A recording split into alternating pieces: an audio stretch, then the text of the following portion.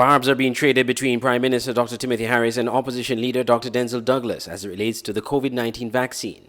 Dr. Harris, in a recent edition of the Leadership Matters program, suggested that the opposition leader was stifling the vaccination program, leading to slow vaccination rates. What we are seeing played out in St. Kitts and Nevis is really old-style politics.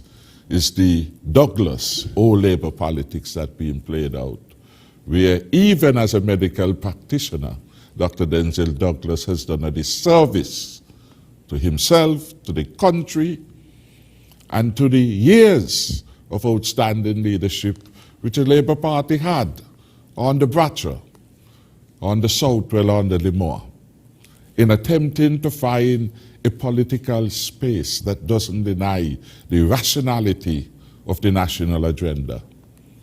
What greater national imperative could there be than to keep our people safe? St. Martin, people are dying. In Barbados, people are dying. In St. Lucia, people are dying. In Trinidad and Tobago, which has been on lockdown for almost a full year, they now have an outbreak of the virus. In Barbados, a secondary school with 1,200 persons had to be closed. All over the world, the most significant challenge is the COVID-19 pandemic. And there's only one real solution. The quicker you get to herd immunity, the better it is for everyone. The risk level is reduced.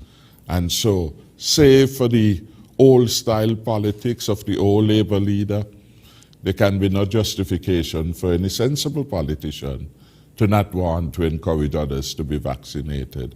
In fact, those who are sensible enough, like Jeffrey Hanley, and the opposition has moved forward and has gotten himself vaccinated, and they too of the rollout. But Dr. Douglas, in a recent edition of Issues radio program on Freedom 106.5 FM, suggested the Prime Minister was using him as a scapegoat for the slow vaccination rate in the country. Dr. Harris has just failed. He has failed the people. But he is narcissistic, so he cannot accept the blame. He must throw the blame on someone else. And so Dr. Douglas, who appears to be the most popular leader ever it would appear in this country, takes the blame.